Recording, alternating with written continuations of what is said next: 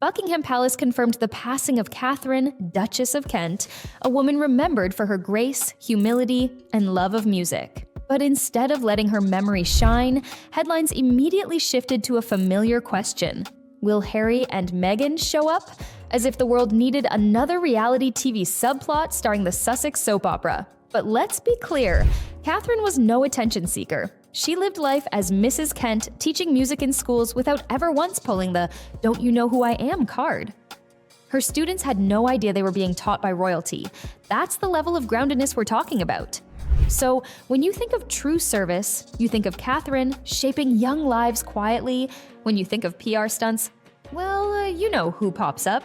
Catherine's life was a lesson in humility. She didn't need the spotlight. She chose to teach, focusing on inspiring children in underserved communities. Not a single camera followed her into the classroom.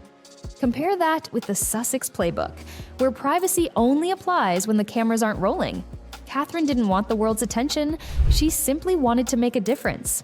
It's the kind of service we rarely see anymore, especially not from people who crave the limelight. But as soon as news of her passing broke, the question everyone seemed to ask was whether Harry and Meghan would show up. It's almost as if they're the main event, even at a moment like this. Their mantra is privacy, unless they're in front of a camera. The irony is too obvious. Catherine's passing should be about honoring her life and legacy, but instead, the question is raised. Will the Sussexes make it all about themselves? Meanwhile, the Duke of Kent, frail and grieving, is probably praying for a peaceful, respectful ceremony. He doesn't need Harry and Meghan storming in, paparazzi in tow, ready to push aside relatives for a selfie with Charles. This is not about turning a funeral into a photo op. The Kents, distant relatives to the royal family, are known for their discretion. They don't need any more of the circus surrounding the Sussexes. This is a private, Catholic funeral, a moment for the family to grieve, not a chance for Harry and Meghan to make headlines. There's simply no space here for a couple that's made a career out of burning bridges with the royal family. Catherine's legacy deserves better than to be overshadowed by their antics. Let's not forget, Meghan has already declared Britain too dangerous for her.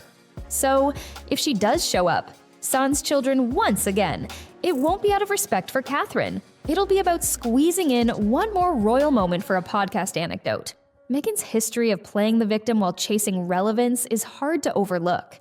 She barely knew Catherine, but that won't stop the tabloids from leaking some story about a life-changing conversation they once had. Give it a week, and you'll see the headlines, "Secret Bond Revealed." But this is how it always goes, right? Even though Catherine wasn't close to Meghan, the media will spin a tale. They'll claim there was some profound moment where Catherine gave Meghan life advice. It's almost certain the buzz will be everywhere as they try to create a narrative where there wasn't one. The truth is, Catherine had nothing to do with the Sussexes' public persona. But don't expect that to stop the media from twisting the story. Then there's Harry. He's reportedly sent his private condolences. But of course, these were announced to the world by his spokesman, because nothing screams sincerity like telling the world you did something quietly. He couldn't even match the heartfelt message from William and Catherine, which named family members and honored Catherine's quiet service. Instead, Harry's condolences came in the form of a press release that felt about as warm as a parking ticket. It's no surprise that Harry's not exactly on the Kent family's guest list. After his public attack on the royal family, he's not exactly going to be welcomed with open arms by those who value discretion. Catherine was Catholic, humble, and allergic to spectacle. These are qualities that have no place in the Montecito mansion world, where everything is a production. Catherine's death is being overshadowed by two people who treat grief like a brand collaboration. Catherine chose a life of quiet service, helping children in deprived communities, never asking for recognition.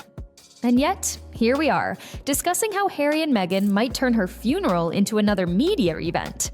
It's a sad, ironic twist that someone as grounded as Catherine has her memory tainted by this ongoing spectacle. This funeral isn't a photo op for estranged royals chasing relevance. It's a private, intimate moment for those who truly knew Catherine, including King Charles, Queen Camilla, William, and Catherine.